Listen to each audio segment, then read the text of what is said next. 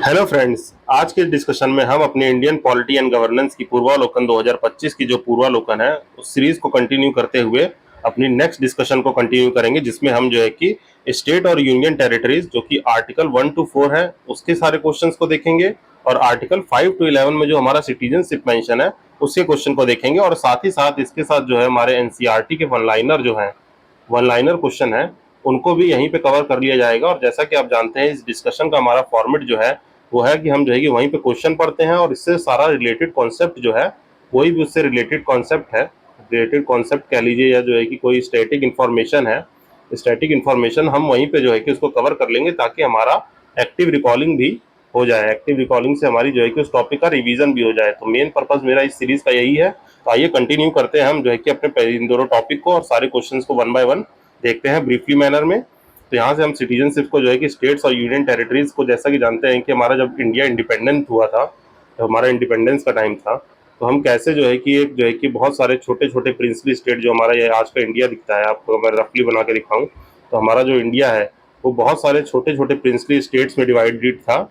जो कि princely state में डिवाइड हो गया, इधर जो है कि इंडिया पाकिस्तान दो डोमेनियन अलग से क्रिएट कर दिए कैबिनेट मिशन प्लान ने। तो यहाँ बहुत सारे छोटे छोटे छोटे छोटे छोटे प्रिंसली स्टेट थे, तो धीरे धीरे करके उनको इंटीग्रेट करने का काम, जैसा कि हम प्रीवियस वीडियो में जान चुके हैं कि हमारे सरदार वल्लभ भाई पटेल थे, सरदार वल्लभ भाई पटेल जी, वो जो है कि प्रोविंशियल कमेटी के हेड थे, प्रोविंशियल कमेटी के हेड थे। उन्होंने इसको इंटीग्रेट किया था, जो है कि जितने भी हमारे जो है कि छोटे छोटे प्रिंसली स्टेट थे, अबाउट 552 जो है कि प्रिंसली स्टेट थे, जिसमें से जो है कि हमारे स्टेट्स ने ज्वाइन किया, 3 स्टेट्स ने नहीं ज्वाइन किया था, जो कि आगे क्वेश्चन आएगा मैं उसमें डिस्कस कर दूंगा, ये वो भी लेटर ऑन ज्वाइन कर गए थे। तो इसमें जो है कि मेनली जो है कि हम देखेंगे आर्टिकल 1 से 4 जो है कि रिलेटेड जितने भी क्वेश्चन है उनको जो है कि ब्रीफली देख लिया जाएगा, और वहीं पे जो है कि कोई भी कॉन्सेप्ट होगा मैं उसको डिस्कस कर लूंगा। तो आइए पहला क्वेश्चन देखते हैं। पहला क्वेश्चन बात कर रहा है कि इंडिया के यूनियन स्टेट और टेरिटरीज के बारे में क्या सही है, कि इंडिया कंप्राइज करता है 28 स्टेट और 8 यूनियन टेरिटरी को, और India is A union of state, is a sovereign socialist secular democratic Republic की। और ये स्टेटमेंट है कि इंडिया जो है कि ये है, तो ये दोनों ही स्टेटमेंट करेक्ट है, बोथ 1 and 2 करेक्ट। जैसा कि हम जानते हैं कि इंडिया में प्रेजेंटली जो है एज ऑफ जो है कि 2025 भी रिसेंट जो है कि देखें अपना जो है कि अगस्त या सितंबर कह लीजिए, अभी भी हमारे पास 28 स्टेट है और 8 यूनियन टेरिटरीज है। और जो है कि इंडिया जो है कि हमारा जो प्रियम्बल है, हमारे प्रियम्बल में ही डायरेक्ट लिखा हुआ है कि इंडिया जो है कि सॉवरेन है, सोशलिस्ट है, डेमोक्रेटिक है और जो है कि रिपब्लिक है with A parliamentary system of government. ये लिखा नहीं हुआ है बट ये मेंशन है, और ये हमारा नेचर है गवर्नमेंट का। ये जो है कि प्रीवियस वीडियो में डिस्कस किया है। अगर ये चीज में कंफ्यूजन है तो आप प्रियम्बल वाला वीडियो देख लीजिए, वहां पे क्लियरिटी मिल जाएगी आपको। तो आर्टिकल 1 में क्या मेंशन है? आर्टिकल 1 में हमारा मेंशन है कि यूनियन ऑफ स्टेट है इंडिया। इंडिया जो है यूनियन ऑफ स्टेट है। तो इसको जो है कि इसमें कंफ्यूज नहीं होना है, क्योंकि यूनियन ऑफ स्टेट का मतलब होता है कि इंडिया में जो भी स्टेट्स है वो इंडिस्ट्रक्टेबल है, मीन्स जो है कि indestructible, India is indestructible union of the states. Means जो है कि यहाँ पे जो है कि स्टेट जो है कि कॉमन फेडरेशन या एग्रीमेंट से नहीं आए हैं। जो यूएसए में फॉलो होता है वो फेडरेशन मॉडल कह लीजिए या एग्रीमेंट मॉडल कह लीजिए, जो यूएसए में फॉलो होता है। मीन्स ये यूएसए में फॉलो होता है। हमारा जो है यूनियन ऑफ स्टेट है इंडिया, दैट इज भारत। जो है कि पहले आर्टिकल में लिखा हुआ इंडिया दैट इज भारत जो है कि यूनियन ऑफ स्टेट है। यहाँ पे जो है कि स्टेट के पास कोई भी पावर नहीं है कि वो अलग हो जाए, तो ये आपको याद रखना है। तो यहाँ पे जो है कि एक चीज मैं इन्फॉर्मेशन बता देता हूँ आपको। जैसे मान लीजिए अभी जो है कि आपको याद होगा कि हमारे पास 29 स्टेट थे, ठीक, और फिर जो है कि लेटर ऑन जो है हमारे पास 9 यूनियन टेरिटरीज भी थी, जो है कि एज ऑफ प्रीवियस डाटा, जो है कि प्रेजेंटली तो अभी जो है कि 20 स्टेट और ये है।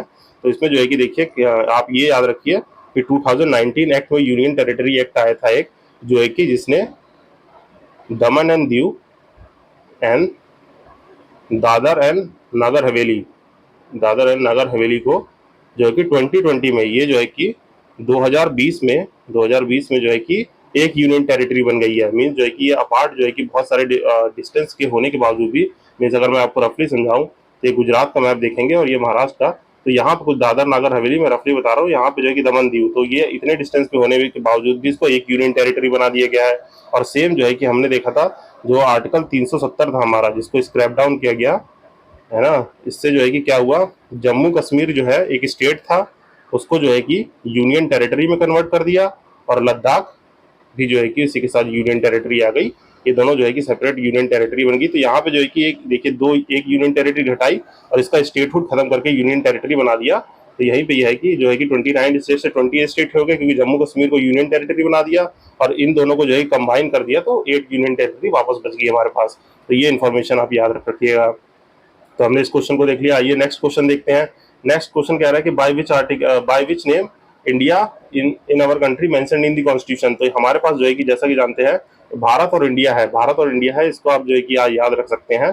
भारत और इंडिया कैसे याद रखना है आपको, तो ये जो है कि याद रखिए कि भारत जो है, ये जो है कि कुछ लोगों ने जो है कि ये ट्रेडिशनल नेम सजेस्ट किया था। भारत को क्या कहते हैं हम लोग, ये ट्रेडिशनल नेम है, और इंडिया जो है ये मॉडर्न नेम है। मॉडर्न नेम में तो जो है कि जब हमारी जो वो कॉन्स्टिट्यूएंट असेंबली थी, कॉन्स्टिट्यूएंट असेंबली में जो है कि इसके ऊपर खूब सारी डिबेट चली थी। मींस कॉन्स्टिट्यूएंट असेंबली में इसके ऊपर डिबेट चली थी, तो क्या नेम लिया जाए। कुछ लोग जो है कि मॉडर्न नेम सजेस्ट कर रहे थे, कुछ लोग ट्रेडिशनल नेम सजेस्ट कर रहे थे कि इंडिया का ये नाम रखा जाए। पर यहाँ पे जो है कि ब्लेंड ऑफ बोथ को अपनाया गया और कहा गया कि इंडिया आर्टिकल 1 में ही मेंशन है कि India that is Bharat, India that is Bharat. तो ये जो है कि यहाँ पे आपको याद रखना है। फिर हम नेक्स्ट क्वेश्चन देखते हैं। नेक्स्ट क्वेश्चन कह रहा है कि according to which article constitution of India that is India is, India क्या है, यूनियन ऑफ स्टेट है। आर्टिकल 1 में ही साफ साफ मेंशन है कि इंडिया जो है कि यूनियन ऑफ स्टेट है। तो ये हमें देख लिया। फिर नेक्स्ट क्वेश्चन कह रहा है कि इंडिया का parliament has the power to create a state under which of the following article. Means जो है कि एक नया स्टेट क्रिएट करने की किस आर्टिकल में पावर है, तो वो आर्टिकल 3 है। यहाँ पे जो है कि ब्रीफली अगर मैं समअप करूँ आपको, तो आर्टिकल 1 जो है, आर्टिकल 1 क्या करता है, हमारे इंडिया का नाम बताता है कि इंडिया जो है क्या है, India is union of state, और जो है कि वहां पे जो है कि लिखा हुआ है India that is Bharat. Article 2 क्या कहता है, ये कहता है एडमिशन, एडमिशन चाहे इस्टेब्लिशमेंट, यहाँ पे जो है कि इस्टेब्लिशमेंट कह लीजिए, एडमिशन या इस्टेब्लिशमेंट ऑफ न्यू स्टेट होगा। यहाँ पे जो है कि admission of the new state means कोई टेरिटरी हमें बाहर से लेनी है। मीन्स मान लीजिए इंडिया में कोई टेरिटरी हम बाहर से, जैसे मान लीजिए अपने भूटान को इनकॉर्पोरेट कर लिया हमने अपने इंडिया में, तो वो इस आर्टिकल के तहत होगा। और जो है कि मान लीजिए जैसे हमारा जो सिक्किम था, सिक्किम को जो है कि 36 कॉन्स्टिट्यूशनल अमेंडमेंट एक्ट से, कॉन्स्टिट्यूशनल अमेंडमेंट एक्ट से इंडिया में इनकॉर्पोरेट किया गया था। वो जो है कि ये आर्टिकल 2 के अंडर हुआ था, जो कि हमारा जैसे आर्टिकल 2 ये है, आर्टिकल 2A जो था, जो हमारा बाद में ओमिट कर दिया गया, तो वो सिक्किम को इंडिया में जो है कि पहले क्या किया गया था, सिक्किम को जो है कि एसोसिएट स्टेट बनाया गया था। तो उसके लिए जो है कि 35th constitutional amendment act apply किया गया।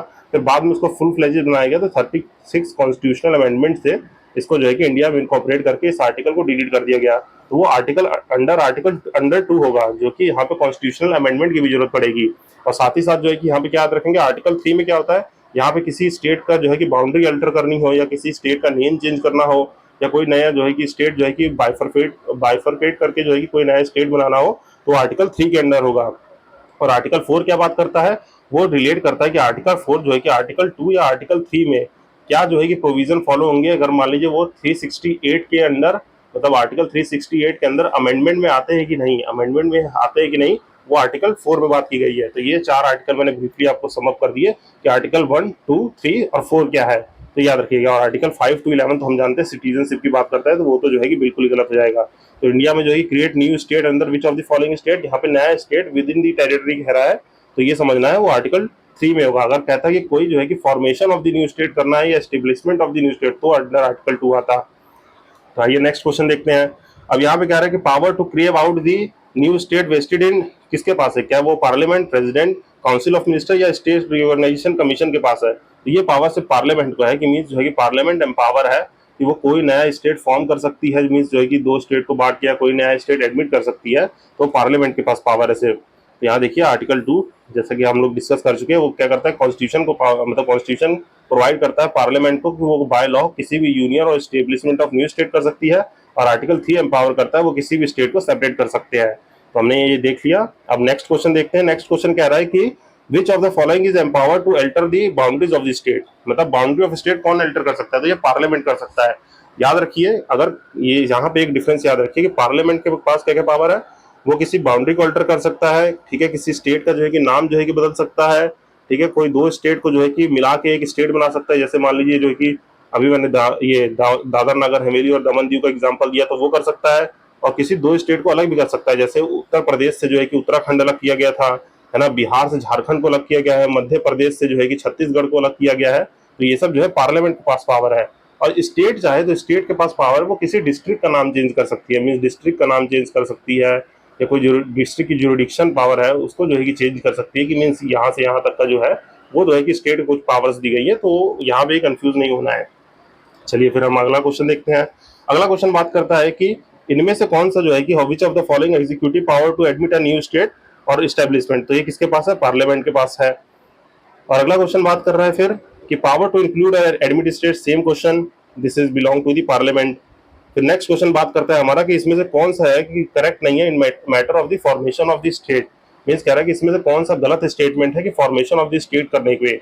तो पार्लियामेंट जो है कि लॉ के द्वारा जो है कि कोई नहीं स्टेट फॉर्म कर सकता है, हाँ पार्लियामेंट के पास पावर है भाई कि वो आर्टिकल 2 के अंदर जो है कि किसी भी नई स्टेट को फॉर्म कर सकता है, और आर्टिकल 3 के अंदर किसी एग्जिस्टिंग स्टेट को तोड़ के दो स्टेट बना सकता है या दो स्टेट को कंबाइन कर सकता है। तो चलिए ये स्टेटमेंट तो सही हो गया। ये बी स्टेटमेंट क्या कह रहा है, बी स्टेटमेंट कह रहा है कि such by law contain any provision for the amendment of the first schedule and the fourth schedule of the constitution.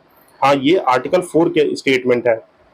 तो ये जो है आर्टिकल 4 में लिखा हुआ है कि ऐसा कोई भी प्रोविजन होगा जो फर्स्ट में या फोर्थ शेड्यूल में, फर्स्ट शेड्यूल हमारा क्या है जो यूनियन टेरिटरी से डील करता है, और फोर्थ शेड्यूल क्या है जो राज्यसभा से डील करता है, राज्यसभा की काउंसिल ऑफ स्टेट जो है मीन्स उसकी सीट से डील करता है। अगर उसमें चेंज हो रहा है, मीन्स मान लीजिए कोई यूनियन टेरिटरी जो है कि हम नई बना दे रहे हैं या कोई स्टेट को जो है कि राज्यसभा की सीटों को चेंज कर रहा है, तो तब जो है कि आर्टिकल 4 में कहा गया है कि वो आर्टिकल 368 के अंदर अमेंडमेंट के अंदर आएगा। तो तब जो है कि अगर फर्स्ट और फोर्थ शेड्यूल में चेंज हुआ तो इसको आप ट्रिक के तौर पे याद रख सकते हैं कि ये स्टेटमेंट तो सही है। और आर्टिकल 4 बात क्या करता है, आर्टिकल 4 बात करता है कि मान लीजिए कोई स्टेट यूनियन टेरिटरी है ना, अब किसी स्टेट से जैसे जम्मू कश्मीर को बना दिया है और लद्दाख को बनाया, तो यहाँ पे क्या हुआ एक स्टेट का स्टेटस ही चेंज करके उसको स्टेट से यूनियन टेरिटरी बनाया गया, तो हमें आर्टिकल को अमेंड करना पड़ा अंडर 368, है ना। ये बात याद रखनी है। और दूसरी बात क्या याद रखनी है, फोर्थ शेड्यूल, मान लीजिए किसी की राज्यसभा सीट चेंज हो रही है, मान लीजिए उत्तर प्रदेश को हमने और जो है कि उत्तराखंड को अलग किया, पर अब यहाँ पे क्या है कि असेंबलीज तो अलग अलग हो गई, पर यहाँ पे जो है कि पार्लियामेंट में जो है उनकी राज्यसभा की सीटें भी तो अब डिवाइड करनी होगी कि मीन्स जो है कि अब उत्तराखंड अगर अलग स्टेट है तो उसको अलग से रिप्रेजेंटेशन भी मिलना चाहिए। वो किस आर्टिकल के अंदर होता है, वो आर्टिकल 4 के अंदर आता है, जो है कि हमारा बात करता है अमेंडमेंट के अंडर 2 और 3 में कोई चेंज लाया गया हो तो ये याद रखना है। चलिए स्टेटमेंट सही हो गया। फिर अगला स्टेटमेंट कह रहा है such law should be deemed amendment of the constitution for the purpose of the 368।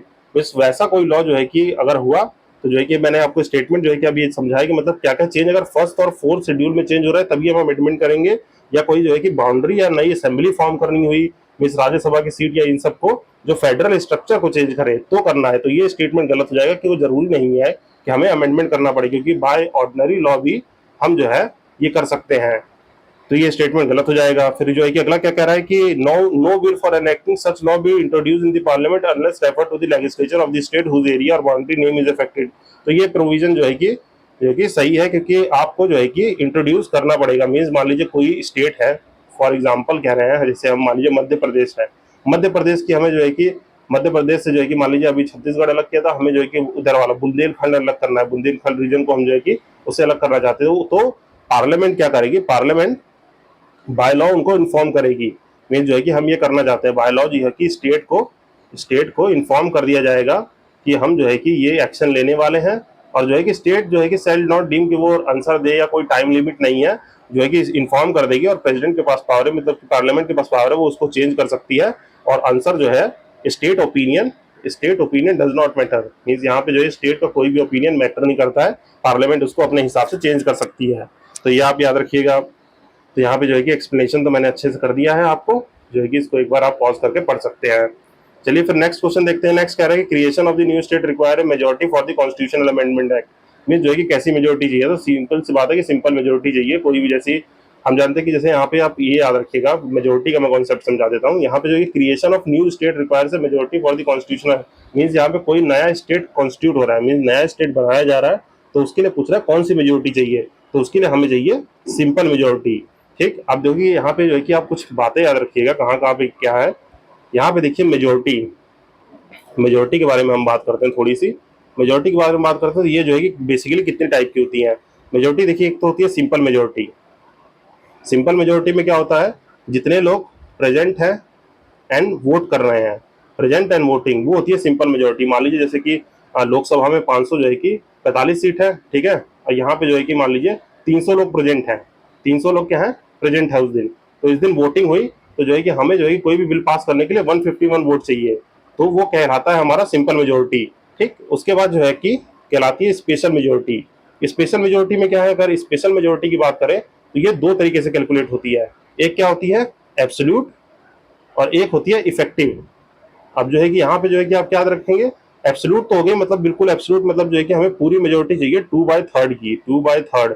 यहाँ पे याद क्या रखना है, नो वैकेंसी, मीन्स जो है कि वैकेंसी मैटर नहीं करती है, vacancy doesn't matter, does not matter, ये करता है। मीन्स यहाँ पे वैकेंसी काउंट नहीं होगी। मीन्स अगर मान लीजिए अगर लोकसभा में 245 सीट है तो 245 का हमें 2/3 चाहिए ही चाहिए, जो है कि आप कैलकुलेट करके देख लीजिए कितना आ रहा है। तो ये 2/45 का 2/3 हमें सीट चाहिए ही चाहिए। और इफेक्टिव की बात करें तो यहाँ पे 2/3 मेजोरिटी चाहिए होती है, पर यहाँ पे वैकेंसीज को रिड्यूस कर दिया जाएगा, मतलब माइनस कर देंगे हम लोग वैकेंसी को हम लोग माइनस कर देंगे। तो यहाँ पे मान लीजिए 245 जो है कि राज्यसभा की सीट है, और जो है कि मान लीजिए हमारे पास जो है कि लगभग 5 सीट हमारे पास खाली हैं, तो हम जो है कि 2/3 मेजोरिटी 240 से कैलकुलेट करेंगे, मतलब 240 की जो है 2/3 जो है कि हम देखेंगे तो ये हमारा लगभग आ जाता है, हमें 160 वोट चाहिए। मीन जो है कि 160 + 1 कर देंगे तो 161 वोट चाहिए कोई भी बिल पास करने के लिए।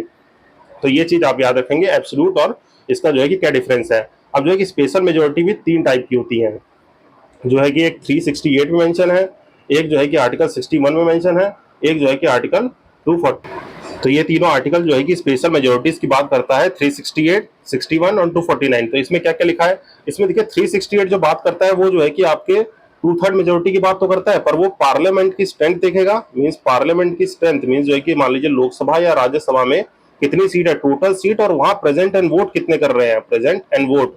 ये जो है कि दोनों चीज को देखेगा, जो है कि यहाँ पे वैकेंसी कोई मैटर नहीं करेगी। ये 368 का मेजोरिटी है। एंड 61 का मेजोरिटी क्या कहता है, 61 की मेजोरिटी बात करती है सिर्फ जो है कि आपके पार्लियामेंट की स्ट्रेंथ है ना, उसमें वैकेंसी जो है कि वो मैटर नहीं करेगी। यहाँ पे जो है कि प्रेजेंट एंड वोट करने चाहिए, प्रेजेंट एंड वोट मैटर जो करते हैं, इसको जो है कि स्पेशल टाइप ऑफ मेजोरिटी 1 कहते हैं। ये सेकंड, ये थर्ड की बात करता है। तो ठीक है, ये याद रखना है। 249 किसकी बात करता है, जिसमें हम जो है कि पार्लियामेंट के जितने भी प्रेजेंट एंड वोट कर रहे हैं उसकी बात करता है, जिसमें जो है कि पार्लियामेंट के पास पावर है कि वो कोई भी स्टेट लेजिस्लेचर के जो है कि ऊपर जो है कि स्टेट सब्जेक्ट है, मीन स्टेट लेजिस्लेचर सब्जेक्ट कह लीजिए, स्टेट सब्जेक्ट के ऊपर कोई भी लॉ को बना सकता है, पार्लियामेंट के पास वो पावर है। तो यहाँ पे मैंने मेजोरिटी को आपको जो है कि बेसिकली सिंपल तौर में समझा दिया है। आपको सिर्फ ये याद रखना है कि दो तरह की है, एक और तीसरी जो है यहाँ पर रुकी, एक चीज और रहेगी। तीसरी मेजोरिटी है जो होती है special majority plus consent of half of state. जब फेडरल स्ट्रक्चर को चेंज करते हैं, कंसंट ऑफ स्टेट जो है कि हाफ ऑफ स्टेट की कंसंट चाहिए होती है, हम फेडरल स्ट्रक्चर को चेंज करते हैं। और यहाँ पे एक लेजिस्लेचर में कौन सी चाहिए होती है, सिंपल मेजोरिटी की बात होती है यहाँ पे। तो ये हमें ध्यान रखना है, यहाँ पे सिंपल मेजोरिटी चाहिए होती है। ये दो चीज आप ध्यान रखेंगे। और यहाँ पे जो है कि अगर मान लीजिए 28 स्टेट्स है, उसमें से जो है कि 14-15 स्टेट ने अपना ओपिनियन दे दिया है, तो बाकी स्टेट का ओपिनियन मैटर नहीं करेगा और वो बिल को पास कर दिया जाएगा। तो मेजोरिटी जो है कि सिंपली जो है कि 3 तरीके की सिंपल मेजोरिटी है, जहाँ पे प्रेजेंट और वोटिंग देखा जाता है। स्पेशल मेजोरिटी है जहाँ पे एब्सोल्यूट और इफेक्टिव। एब्सोल्यूट में क्या होता है, वैकेंसी जो है कि कोई मैटर नहीं करती है, जो है कि टोटल सीट का ही 2/3 होना चाहिए। इफेक्टिव क्या कहता है, वैकेंसी जो है कि देखी जाएगी, वैकेंसी को घटा के 2/3 होनी चाहिए। और मेजोरिटी जो है कि 368 में मेंशन है, 61 में, 249 में। यहाँ पे 368 में कोई भी प्रोविजन है, स्पेशल प्रोविजन जो है कि देखे जाते हैं, यहाँ पे इम्पीचमेंट ऑफ प्रेसिडेंट जैसे चीजें को देखा जाता है। और 249 में स्टेट सब्जेक्ट पे पार्लियामेंट कोई भी लॉ बना सकती है उसके लिए। और यहाँ पे कोई फेडरल स्ट्रक्चर चेंज करना है, अपने कॉन्स्टिट्यूशन में फेडरल स्ट्रक्चर को चेंज करना है, तो हम देखेंगे जो है कि यहाँ पे ये मेंशन है। तो ये क्वेश्चन यही कह रहा है कि यहाँ पे creation of new state require कैसी मेजोरिटी चाहिए, यहाँ पे सिंपल मेजोरिटी चाहिए। ये जो है कि आप सिंपली ध्यान रखेंगे। तो इसी के साथ नेक्स्ट क्वेश्चन पे बढ़ते हैं। नेक्स्ट क्वेश्चन क्या कह रहा है कि bill for the purpose of creation new state in the India must be pass by. अब जो है कि कोई भी बिल पास हो रहा है, बिल पास होना चाहिए creation of the new state, तो उसके लिए क्या चाहिए, सिंपल मेजोरिटी चाहिए।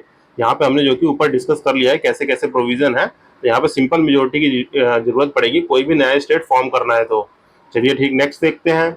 नेक्स्ट जो है कि बात कर रहा है कि India is not a union.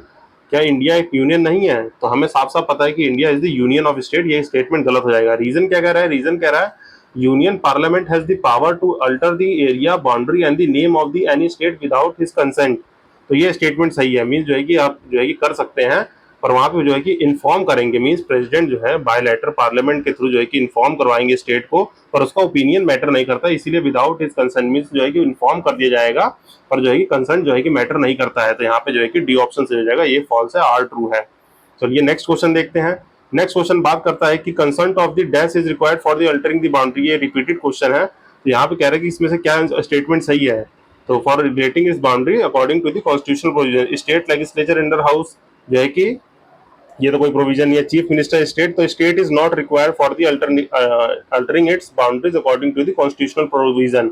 Mean जो है कि हम जानते हैं किसके पास पावर है, ये पार्लियामेंट के पास पावर है, और इसका ये एक्सप्लेनेशन हम ऊपर जो है कि डिस्कस कर चुके हैं, वही लिखा हुआ है। फिर नेक्स्ट जो है कि क्वेश्चन है, असर्सन कह रहा है कि the president can recommend to the parliament to change the boundary of any state after the seeing view of the concern legislature of that state. जो है कि हाँ, ये स्टेटमेंट सही है। मीन्स कंसर्न जो है कि उनको जो है कि बता के उनका जो है कि ओपिनियन और व्यू ले सकते हैं, पर जो है कि डिसीजन जो है कि फाइनल पार्लियामेंट का है। तो यह असर्सन सही हो गया। रीजन क्या कह रहा है, ये मैंडेटरी है, it is not mandatory for the president to accept the proposal of the. तो ये बात सही है कि जो है कि मैंडेटरी नहीं है, मीन जो है कि स्टेट लेजिस्लेचर का ओपिनियन मैंडेटरी नहीं है। तो ये जो है कि बी हो जाएगा। दोनों स्टेटमेंट ट्रू है, पर ये जो है कि करेक्ट एक्सप्लेनेशन नहीं कर रहा है, क्योंकि इसका प्रोविजन जो है कि हमारे पास कॉन्स्टिट्यूशन में मेंशन है। चलिए फिर नेक्स्ट देख लेते हैं। नेक्स्ट क्वेश्चन कहता है कि इनमें से कौन सा फॉलोइंग जो है कि not a constitutional provision for the formation of the state. Means जो है कि फॉर्मेशन ऑफ द स्टेट में जो है कि इसमें से कौन सा प्रोविजन नहीं है। तो हमारे जो है कि आर्टिकल 1, 2, 3 है। तो जो आर्टिकल हमारा तीसरा है उसमें इंक्रीज द एरिया की बात की गई है, diminish the area of any state और alter the name of any state. ये आर्टिकल 3 में साफ साफ मेंशन है, पर ये कहीं मेंशन नहीं है कि स्टेट में इंक्लूड है यूनियन टेरिटरी। मीन्स जो है कि कोई स्टेट के अंदर ही यूनियन टेरिटरी हो सकती है, ये कहीं मेंशन नहीं है। तो इसका ऑप्शन डी हो जाएगा। तो आइए नेक्स्ट क्वेश्चन देखते हैं। नेक्स्ट कह रहा है कि इनमें से कौन सा following not possible by the law of parliament under the article 3 of the constitution. Means जो है कि आर्टिकल 3 के अंदर क्या चीज पॉसिबल नहीं है। फॉर्मेशन ऑफ न्यू स्टेट कर सकते हैं, बिल्कुल कर सकते हैं, क्योंकि हम कोई भी दो स्टेट को जो है कि बाइफरकेट करके या दोनों को कंबाइन करके एक नया स्टेट बना सकते हैं। चलिए ये तो सही हो गया। एरिया कर सकते हैं, कर सकते हैं। Alternate alteration of boundary means boundary को जो है कि थोड़ा जो है कि चेंज कर सकते हैं, कर सकते हैं। कोई न्यू स्टेट का फॉर्मेशन कर सकते हैं, ये नहीं कर सकते। ये हमें करना है आर्टिकल 2 के अंदर। तो ये आपको याद रखना है। तो चलिए इस क्वेश्चन का आंसर क्या हो जाएगा, डी, क्योंकि ये हमारे पास जो है कि आर्टिकल 2 में मेंशन है कोई भी स्टेट की बाउंड्री मींस जो है कि sorry admission of the new state और जो है कि establishment of the new state, ये जो है कि आर्टिकल 2 में मेंशन है। ठीक, यहाँ पे जो है कि आप देख लीजिए एक्सप्लेनेशन, ये आर्टिकल 2 में है। तो चलिए ठीक, नेक्स्ट देखते हैं। नेक्स्ट क्वेश्चन कह रहा है कि एक स्टेटमेंट जो है कि दी हुई है और answer the code given. Means इसमें से हमें कोड चूज करके बताना है कि क्या जो है कि करेक्ट है, जो है करेक्ट स्टेटमेंट हमें बतानी है। तो जो टर्म है union of the state has been used in the constitution because India जो है have no right of separation. Union of state का मतलब मैंने समझा दिया है कि यूनियन ऑफ स्टेट और फेडरेशन ऑफ स्टेट में क्या डिफरेंस है। ये जो है कि आप जो है कि जान चुके हैं, क्योंकि यूनियन ऑफ स्टेट जो है कि एक ब्रॉडर टर्म है जो कि इंडिस्ट्रक्शन नेशन को दिखाता है। मीन जो है कि इंडिस्ट्रिक्टेबल नेचर को दिखाता है कि स्टेट के पास कोई भी पावर नहीं है कि वो यूनियन से अलग हो जाए। तो ये स्टेटमेंट तो सही हो गई। फिर जो है कि दूसरी बात करता है, ये जो हमारी कमेटीज है, ये जो है कि लिंग्विस्टिक कमेटीज बनी थी। यहाँ पे एस के धर का नाम आया है, तो मैं बता दूं 3 लिंग्विस्टिक कमेटी बनी थी, जो है कि एस के धर कमेटी थी, जेपीवी कमेटी थी, और फिर जो है कि फजल अली कमीशन थी। ये तीनों जो है कि लिंग्विस्टिक बेसिस बेस जो है कि हमारा इंडिया जब इंडिपेंडेंट हुआ था उसके बेसिस पे जो है कि हमने जो है कि सबको जो है कि इंटीग्रेट तो कर लिया था, पर धीरे धीरे जो है कि लैंग्वेज बेसिस पे जो है कि स्टेट की डिमांड होने लगी थी। तो पहली कमेटी बनी थी एस के धर कमेटी, फिर जो है कि जेपीवी, और जो है कि फिर फजल अली कमीशन बनी थी। इनके रिकमेंडेशन मैं आगे समझा दूंगा, भी आएगा आगे क्वेश्चन में। तो यहाँ डालिए 3 कमीशन थे। तो ये कह रहा है कि S K Dhar commission has given preference to the administration commission rather than the language for the reorganization of the state। तो यस, ये बात भी बिल्कुल सही है कि एस के धर ने जो कहा था वो लिंग्विस्टिक को रिजाइन मतलब कि वो रिजेक्ट कर दिया था कि मीन लैंग्वेज बेसिस पे नहीं होगा, जो है कि एडमिनिस्ट्रेशन के कन्वीनियंस पे करना चाहिए। मीन जो है कि एडमिनिस्ट्रेशन जो है कि किसी एक स्टेट का कितना लंबा चौड़ा हो सकता है, मीन्स वहाँ पे हमें एडमिनिस्ट्रेशन के जुरिडिक्शन को देखना है, ना कि लैंग्वेज। तो इन्होंने लैंग्वेज को रिजेक्ट कर दिया था, तो ये स्टेटमेंट सही है। Same applied to the JPV. इन्होंने भी कहा था कि जो है कि हम जो है कि लैंग्वेज बेसिस को जो है रिजेक्ट करते हैं। देखिए जेपीवी कमेटी मतलब जवाहरलाल नेहरू, वल्लभ भाई पटेल, और जो है कि पी से पटा भाई जो है कि थे, जो है कि नाम मैं आगे डिस्कस कर लूंगा। तो जो है कि जेपीवी कमेटी ने भी लैंग्वेज को वो डिस्क्वालीफाई कर दिया कि लैंग्वेज बेसिस पे नहीं होगा। फजल अली कमीशन ने लैंग्वेज को एक्सेप्ट किया था, पर जो है कि इन्होंने कहा था one language one nation theory नहीं होगा, मतलब वन लैंग्वेज वन नेशन जो है कि इस थ्योरी को जो है कि इन्होंने रिजेक्ट किया था। तो ये रिकमेंडेशन जो है कि अभी आगे और डिस्कस करेंगे। यहाँ पे ओवरव्यू देख लीजिए कि यहाँ कंफ्यूज ना हो। तो एस के धर ने क्या कहा था, जो है कि एडमिनिस्ट्रेशन बेसिस पे होना चाहिए, ना कि लैंग्वेज बेसिस पे, तो ये स्टेटमेंट सही होगी। फिर कांग्रेस की कमेटी जो जेपीवी कमेटी, सरदार वल्लभ भाई पटेल और पताबी सीतारामैयन कमेटी, इन्होंने क्या किया था, was not in the favour of recognisation on the basis, तो ये स्टेटमेंट भी सही है। तो यहाँ पे तीनों स्टेटमेंट सही हो जाएगी और इसका एक्सप्लेनेशन हम कर चुके हैं डिस्कस की, जो है कि देखिए एस्केदर कमीशन ने फॉर्म किया था, 1948 में फॉर्म हुई थी, जिन्होंने organisation on the linguistic basis को जो है कि रिजेक्ट करके जो है कि आता है एडमिनिस्ट्रेशन बेसिस पे होना चाहिए। सेम इन दी दिसंबर 1948 जो है कि जेपीवी कमेटी, जो कि जवाहरलाल नेहरू, सरदार वल्लभ भाई पटेल और पी सीतारामैया जो थे, उन्होंने कहा था कि जो है कि रिऑर्गेनाइजेशन ऑफ द बेसिस जो है कि लिंग्विस्टिक बेसिस पे बना करके एडमिनिस्ट्रेशन बेसिस पे ही रहना चाहिए। तो ये हो गया। अगला क्वेश्चन देखते हैं। अगला क्वेश्चन कह रहा है कि with the reference to the federal system of India, India के फेडरल सिस्टम में कौन सा जो है कि करेक्ट स्टेटमेंट है। तो स्टेट के पास कोई राइट नहीं है जो है कि वो जो है कि यूनियन से अलग हो जाए, ये स्टेटमेंट सही है। फिर जो है कि सेकंड स्टेटमेंट कह रहा है कि जज advocacy of the session will have the protection of the freedom of expression, तो ये स्टेटमेंट गलत है। कि मतलब ये स्टेटमेंट कह रहा है कि जो मतलब कि स्टेट का राइट है वहां से यूनियन से अलग होने का, वो फ्रीडम ऑफ एक्सप्रेशन है, तो ये स्टेटमेंट गलत है जाएगा, क्योंकि ये जो है कि फ्रीडम ऑफ हमारे एक्सप्रेशन के अंदर नहीं आता, जो हमारे आर्टिकल 19 में इन सब में। तो जो है कि देखिए गारंटी करता है आर्टिकल 19 6 फ्रीडम को, जो कि हम जानते हैं 6 तरह की फ्रीडम होती है, उसको जो है कि यहाँ से मेंशन है। ये जो है कि आर्टिकल में आगे डिस्कस कर लेंगे, पर इसको आप अगर याद रखना है तो इसको जो है कि निमोनिक है फंडामेंटल राइट्स का, वो मैंने बना रखा है, वो इस चैनल पे इस वीडियो पड़ी हुई है, उसको देख सकते हैं। उसमें जो है कि मैंने डिटेल में, जैसे फ्रीडम की स्मेल आ रही है ना, स्मेल आ रही, तो जो है कि उससे आप याद रख सकते हैं कि क्या क्या चीज़ है। जैसे एस से जो है कि स्पीच एंड एक्सप्रेशन हो गया, एम से जो है कि मीटिंग हो जाए, चाहे जो है कि मेंटेनेंस हो जाए, तो वो याद रख सकते हैं। एल से जो है कि लिव मतलब रिसाइड करने का, आर से जो है कि कोई भी प्रोफेशन रन करने का, तो प्रोफेशन रन करने के लिए ऐसे मैंने फंडामेंटल राइट की वीडियो बनाई है, उसको आप चैनल पर जाकर देख सकते हैं। तो इसका आंसर जो है कि हमने देख लिया। फिर जो है कि नेक्स्ट क्वेश्चन बात करता है कि कितने स्टेट और यूनियन टेरिटरीज है जो कि रिऑर्गेनाइजेशन ऑफ द स्टेट से फॉर्म हुए थे। अब क्या है कि 1956 में एक reorganisation of the state act आया था, इसके बारे में थोड़ा ब्रीफली जान लेते हैं। जब हमारा इंडिया इंडिपेंडेंट हुआ तो हमारे पास जो है कि स्टेट्स जो है डिवाइड थे, स्टेट जो है कि 4 कैटेगरी में डिवाइड थे, मतलब part A state, part B state, C state और डी स्टेट। मतलब ये लिस्ट बनाई गई थी आर्टिकल जो है कि शेड्यूल 7 के अंदर जो है कि ये बनाया गया था, जो है कि हमारा आर्टिकल जो है कि 238 बात करता है, जिसे रिपील किया गया था बाद में, जो है कि 7th कॉन्स्टिट्यूशनल अमेंडमेंट एक्ट जो है कि रिपील किया था, ये आर्टिकल 238। वहाँ पे 7वां कॉन्स्टिट्यूशनल अमेंडमेंट एक्ट जो था, 7th कॉन्स्टिट्यूशनल अमेंडमेंट एक्ट 1956 था, इसने एक ऑर्गेनाइजेशन फॉर्म की थी, स्टेट रीऑर्गेनाइजेशन फॉर्म की थी। स्टेट को रीऑर्गेनाइजेशन जो है कि बाद में हमारा स्टेट रीऑर्गेनाइजेशन कमीशन जो है कि 1956 में फॉर्म हुई। तो बाद में ये स्टेट रीऑर्गेनाइजेशन एक्ट 1956 का बना, जिसने हमारे जो है कि स्टेट्स की जो है कि रीऑर्गेनाइज करके उसमें जो है कि 14 स्टेट और 6 यूनियन टेरिटरीज बना दी थी। तो यहाँ पे ये ब्रीफली याद रखिएगा कैसे कैसे ये हुआ था। पहले हमारे पास जो है कि ABCD पार्ट में स्टेट थे, और फिर इस एक्ट ने 1956 एक्ट में, जो कि 7th कॉन्स्टिट्यूशन अमेंडमेंट एक्ट से आया था, उसने जो है कि 14 स्टेट और 6 यूनियन टेरिटरीज बना दी थी। फिर एज प्रेजेंट कितनी है, 28 स्टेट और 8 यूनियन टेरिटरी है एज प्रेजेंट, जो है कि आप ये जो है कि देख सकते हैं। और अगर इसके बारे में थोड़ा आपको ब्रीफ जानना है, तो जो मैंने इसमें पॉलिटी वाली, जो पॉलिटी मेड सिंपल है आर्टिकल 1 to 4, उसमें एक वीडियो है आर्टिकल 1 to 4 वाली में, उसमें जो है कि मतलब शुरू के वीडियो में तो मैंने आर्टिकल 1 to 4 डिस्कस किया है, पर लास्ट में जो है कि मैंने स्टेट रीऑर्गेनाइजेशन एक्ट को जो है कि पूरा डिस्कस किया है, वो वहां से जो है कि चेक कर सकते हैं, जिसका जो है कि मैं लिंक विंक जो है कि डिस्क्रिप्शन में ऐड कर दूंगा।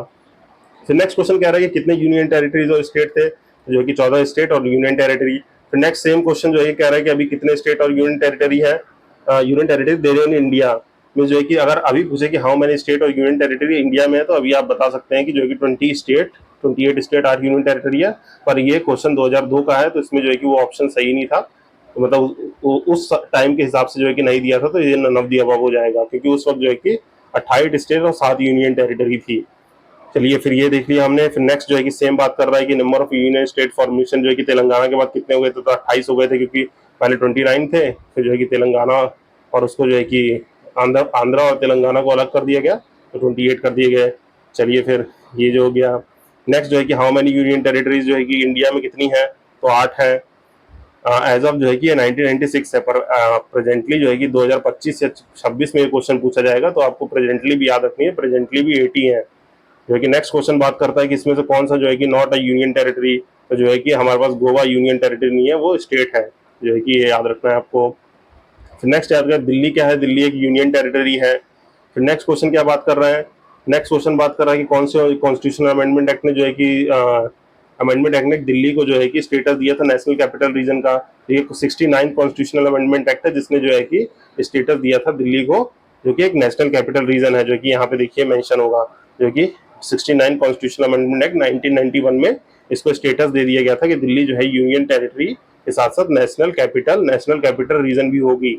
मीन्स यहाँ पे हमारे जितने भी नेशनल कैपिटल रीजन का मतलब होता है मीन्स जो है कि जो मेन सारे जहाँ पे जो है कि सिटिंग पार्लियामेंट होगी, है ना, जितने भी मेन हेडक्वार्टर्स है, means most of the important headquarters, embassies जो है यहीं पे सारी लोकेट की जाएगी। इसीलिए जो है कि इसको कैपिटल रीजन बनाया जाता है। इसीलिए कहीं की भी राजधानी होती है वो ऐसे होती है। जैसे मान लीजिए उत्तर प्रदेश की हमारी राजधानी है क्या, लखनऊ, एलके जो है कि हमारी लखनऊ राजधानी है, तो वहाँ पे वहाँ की असेंबली है और जितने मेन ऑफिस है तो मेन सारे लखनऊ में है।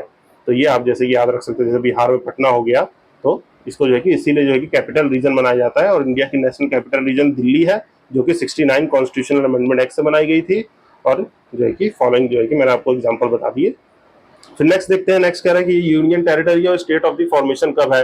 तो इसको जो है कि आप जो है कि सिंपली एक जो है कि चार्ट का फॉर्म है, उसको जो है कि मैं जो है कि यहाँ लगाना भूल गया, पर आप जो है कि गूगल कर लेंगे तो आपको जो है कि मिल जाएगा। या लक्ष्मीकांत जो बुक है, लक्ष्मीकांत बुक, उसमें जो है कि आप देख लेंगे तो वहाँ पे आपको जो है कि मिल जाएगा पूरा जो है कि डिटेल में कौन से स्टेट में कौन सा जो है कि फॉर्म हुआ है। तो वो या तो ये जो है रटने वाली होती है कि ये हमें रटना ही रटना है। तो जैसे लक्षद्वीप जो है कि 1956 में हुआ था, दमन एंड दीव एज पर अनाव ये 2021 का है। तो जो है कि 2020 में मैंने बताया 2019 और 20 में, तो 2000 जो है कि कितने में जो है कि फॉर्म हुआ था। फिर बाद में जो है कि अभी जो है कि दमन एंड दीव और जो है कि दादर नागर हवेली एक हो चुका है, दादर नगर हवेली एक हो चुका है। तो अगर आप क्वेश्चन पूछे तो जो है कि एक ऑप्शन माना जाएगा कि वो 2021 में एक यूनियन टेरिटरी है। तो यहाँ पे देखिए वैसे union territory Daman and Diu form हुई थी 1962 में, लक्षद्वीप हुई थी 1956 में, चंडीगढ़ जो है कि आपका 1966 में हुआ था, दादर नगर हवेली 1961 में हुआ था। तो इसका ऑप्शन हो जाएगा जो है कि यहाँ से मैचिंग कोड मिला लीजिएगा जो कि है। पर जो है कि देखिए यहाँ पे मेंशन है कि वो दादर नगर हवेली जो है कि इंटीग्रेट कर दिए गए थे। चलिए फिर जो है कि नेक्स्ट देखें, नेक्स्ट क्वेश्चन कह रहा है कि इसमें से क्या है कि not correctly match in the term of the president के पास पावर होती है रेगुलेट करने की यूनियन टेरिटरी 240 में। जैसा कि हम जानते हैं 239 से जो है कि 242 तक जो हमारा पार्ट 8 है, पार्ट 8, हाँ पार्ट 8 है ना, पार्ट 8 जो है कि 239 से 242 यूनियन टेरिटरीज की बात करता है, जिसमें से 242वां जो है कि रिपील कर दिया गया है आर्टिकल। ये सब मैंने जो है कि आर्टिकल वाले वीडियो में डिस्कस किया है। उसमें कह रहा है कि कौन सी इसमें जो है कि पावर है प्रेसिडेंट के पास नहीं है। तो क्या जो है कि देखते हैं, बात करें कि 241 ए में अंडमान निकोबार की बात की गई है, तो जो है कि ये सही है। बी में जो है कि लक्षद्वीप की गई है, सी जो है पुडुचेरी की नहीं करता है, डी में दमन दीव क्या है। तो जो है कि सी किसकी बात करता है, सी बात करता है दादर नगर हवेली और दमन एंड दीव की, जो कि अब जो है कि इंटीग्रेट कर दिया गया है। तो ये चीज आप याद रखेंगे। चलिए फिर नेक्स्ट क्वेश्चन देखते हैं। नेक्स्ट कह रहा है कि इसमें से कौन सा स्टेटमेंट जो है कि इनकरेक्ट है। गोवा जो है कि फुल अटेन कर लिया था स्टेटहुड 1987 में, तो ये करेक्ट है। दीव जो है कि गल्फ ऑफ जो है कि कम्बात जो है, गल्फ ऑफ कम्बात कहाँ है, ये गुजरात वाला रीजन है, तो इधर कहीं जो है कि गल्फ ऑफ कम्बात है, ये याद रखिएगा। तो ये कि दीव जो है कि आइलैंड है गल्फ ऑफ कम्बात, तो ये स्टेटमेंट भी सही है। जो है कि दमन एंड दीव जो है कि सेपरेट कर दिया गया था 56 कॉन्स्टिट्यूशन अमेंडमेंट एक्ट जो है कि गोवा से, बिल्कुल सही स्टेटमेंट है।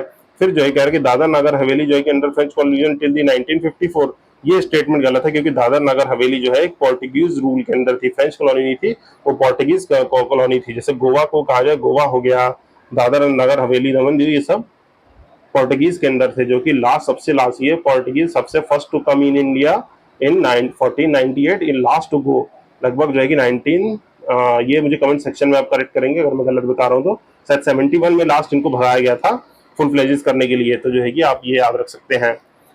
सिक्किम जो है कि कौन से कॉन्स्टिट्यूशनल अमेंडमेंट एक्ट से स्टेट बन गया था इंडिया का, तो जो है कि ये 35वें कॉन्स्टिट्यूशनल अमेंडमेंट एक्ट से जो है कि स्टेट बन गया था। एसोसिएटेड स्टेट बना था, पर फुल फ्लेजेड स्टेट जो है कि 36 कॉन्स्टिट्यूशनल अमेंडमेंट एक्ट से बना था, ये आपको याद रखना है।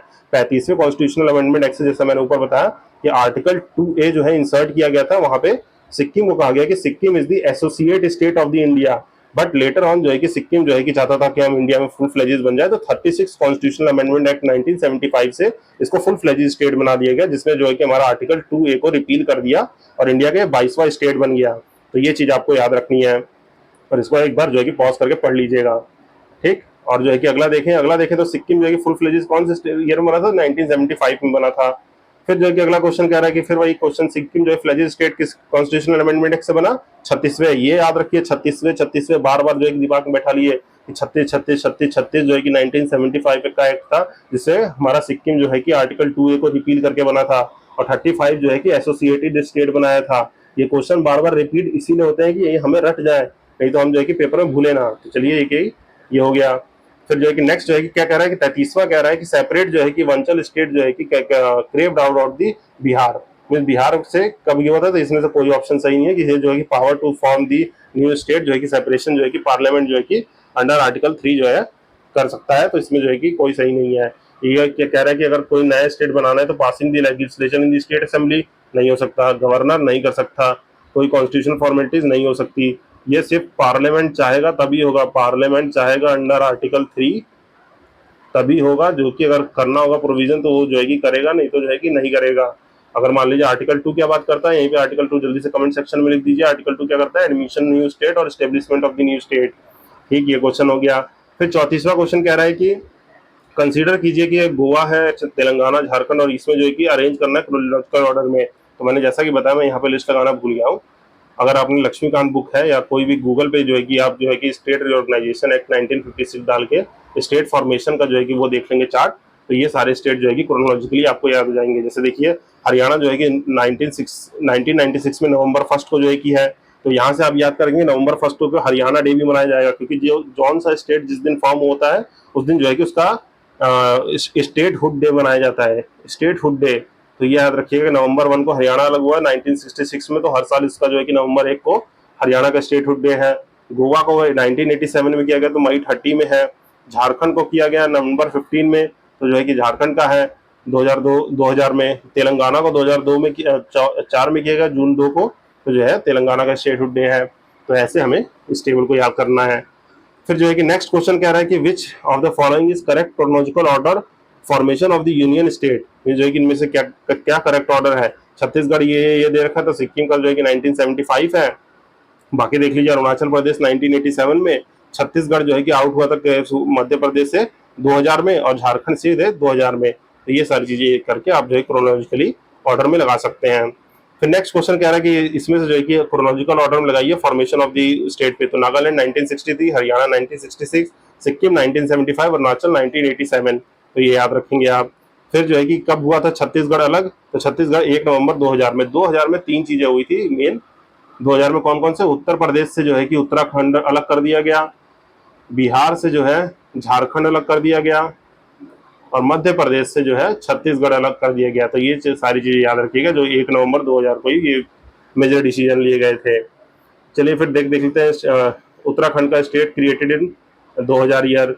फिर जो है कि नेक्स्ट बात कर रहा है झारखंड 2000 में। फिर जो है कि नेक्स्ट बात कर रहा है आपका जो है कि स्टेट जो है कि क्रेव 1960 थी, arrange them in chronological order. तो ये ऊपर से पढ़ते आ रहे हैं कि ये 96 में हो गया, ये 1975 में हो गया, नागालैंड आपका जो है कि 1963 में हो गया, मेघालय जो है कि आपका जो है कि 1972 में हो गया। तो ये यहाँ से आप याद कर सकते हैं। तो ये हो गया हमारे स्टेट फॉर्मेशन। फिर पूछ रहा है कि आंध्र प्रदेश 1953 में था, हरियाणा जो है कि ऊपर पढ़ लिया, हिमाचल 1971 में, सिक्किम 1975 में। तो ये याद कर लीजिए। फिर जो है नेक्स्ट जो है कि इसको क्रोनोलॉजिकल ऑर्डर में, तो ये हम डिस्कस कर चुके हैं, यहाँ से देख लीजिएगा, ये डेट्स याद कर लीजिएगा जो स्टेट फॉर्मेशन डे पे है। फिर नेक्स्ट महाराष्ट्र, राजस्थान और हरियाणा की बात करें तो राजस्थान 1958 में फॉर्म हुआ था, महाराष्ट्र जो है कि 1960 में, और हरियाणा जो है 1966 में। फिर जो है कि इनका स्टेट फॉर्मेशन डे आप जो है कि यहाँ से याद कर सकते हैं, ये जो है लिस्ट है, तो ये याद कर लीजिए। फिर जो है कि नेक्स्ट कह रहा है कि which of the following state given state India was formed in the 1948।